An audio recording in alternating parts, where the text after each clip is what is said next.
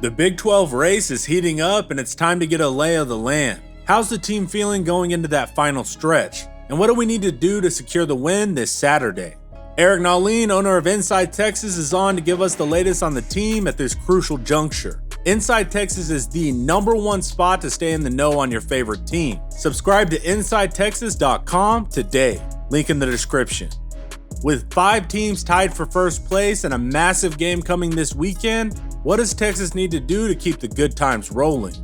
Without further ado, let's get into it. Welcome back, Eric. We're getting into the home stretch and things are starting to crystallize a little bit. How's the coaching staff and the team feeling as we get into these make or break games?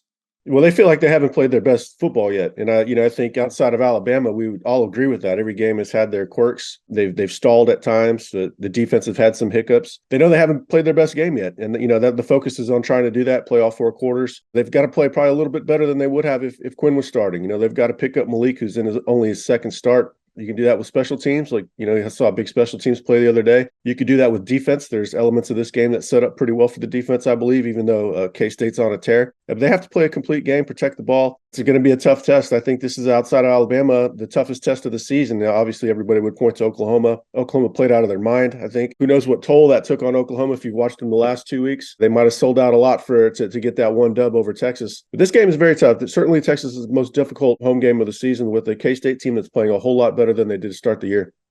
Yeah, Kansas State's already a good opponent, and then you add on top of that the second-string quarterback situation changes the calculus even more. And Maalik did have an all-right game 1, made some good throws, made some bad ones. But how does Murphy fit into the context of this specific game? Well, there's certain ways that this game sets up well for Texas's offense in general that, there's things that are overlapping that they would do if Quinn was healthy anyways. They'd probably run out big personnel and try to run the ball on that defense of K-State. They like to run that 3-3-5, the 3 deep safeties. Texas likes to create as many run lanes as they can, widen the field with the offensive line and big personnel sets, and then run the ball. Obviously, they've got a talented stable of running backs led by Jonathan Brooks. So this would set up to be a game where you want to run the ball no matter what. At the same time, they can't become entirely predictable, and having Maalik in there does make them a little bit more predictable. But like I've said a couple times this week, if they hit a couple deep balls and establish the run, you're gonna establish a balance there that's very tough for that defense, and you can spot your own defense some points. So there's a path to victory for sure. I think it's going to be difficult. It's going to take a total team effort. But for Texas, it starts with running the ball. Probably would have done that with Quinn anyways, and then maybe mix in some RPOs and some deep shots. Think that as we saw with Sark in Maalik's opener, he wasn't going to be content to just run the ball. They let him throw it. They let him throw downfield. I think they did a pretty good job of getting him some comfort throws early in the game. I think we'll see a similar game plan, but with more of a focus on what works against that defense. And again, get your big personnel out there and just try to smash them. Yeah, I think focusing on the run will be key, not to put too much pressure on Maalik. And then the Kansas State offense is an excellent rushing team, super effective on third down. They can finish drives in the red zone. And then on top of that, you've got their unique 2-quarterback system. The Texas defense generally looks elite when we play G5 teams or former G5 teams, but they can give up points to better squads. So what's the key for the Texas defense to show out this game?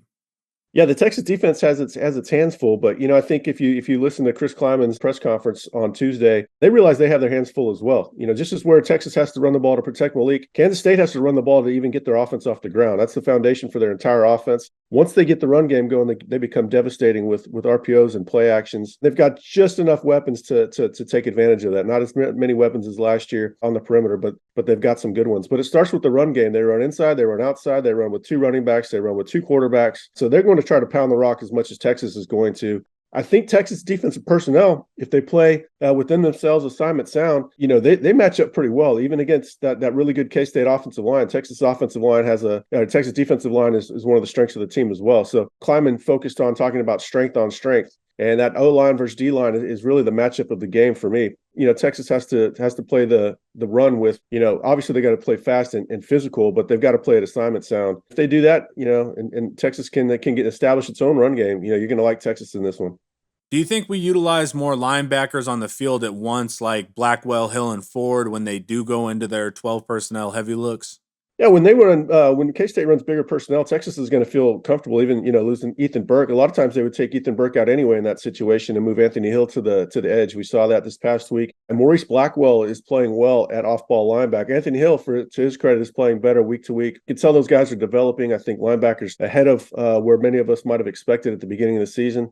They're starting to really round into form. Blackwell coming back. You still got David Benda and, of course, Jalen Ford, the Rock. But Anthony Hill and Maurice Blackwell, that's a really active, athletic, surprisingly physical duo given Blackwell's size and Hill's youth. So I do expect we'll see that quite a bit. Especially, that works even if you get him in third and long, too. You want Anthony Hill coming from different positions. And he makes it hard to predict where the pressure's coming from because they can move him around so much.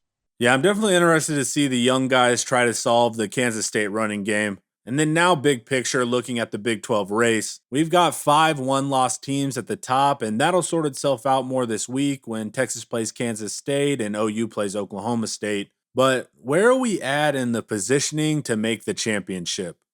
Well, first things first, survive and advance, keep winning. Texas has to win this game because so many teams are in a similar situation to them, and we'll see that this weekend. It's basically Super Saturday. It's funny. The Big 12 is taking on a new life of its own. The Pac-12 is completely going away. But those two conferences are probably the most interesting in the country right now outside of the looming Ohio State Michigan game upcoming. But Texas has K-State at home, 5-point favorite. That's going to be a tough one. We know we've broken that one down. You've also have Bedlam, which is earlier than normal. And Oklahoma State's kind of similar to K-State, and they're playing a lot better. And OU is faltering. Should have lost to UCF, lost to Kansas. That's going to be a tough one. I think, given the way that Oklahoma State's been running the ball, I actually think I would pick Gundy in that. I know he hasn't always covered himself in glory, but if they win that and have sort of a scoreboard over OU for a long time, Gundy will be a bigger hero than ever. And then Kansas versus Iowa State. Yeah, that one probably won't be the prettiest game of all time. Iowa State likes to junk things up. But, Kansas has an exciting offense, the way they run the ball, and Iowa State has a pretty disciplined defense. So that could actually be a little bit lower scoring than people are anticipating. I don't think either of those teams are going to win the conference, but certainly Kansas State could win it. Texas could win it. OU could win it. Oklahoma State might even win it the way that they've got that run game going. This will be the most consequential Saturday for the conference with all these matchups. I hope we can figure it out and get the win. And Eric, thank you for coming on, and please tell the fans where they can stay up to date with everything Texas Longhorns. Yeah, find me and a great team of guys over at InsideTexas.com. We've got tons of experience covering the program, from recruiting to X's and O's to the games to behind the scenes. Practice reports are one of our strengths. Basically, if you like Texas football or you love Texas football, we're the place to find whatever piques your interest the most. And that's a wrap on Eric Nahlin. Head over to Inside Texas and sign up today. Thanks for hanging out. Watch some more of my videos here. And don't forget to like, subscribe, and share if you want to support quality Texas content. As always, hook on.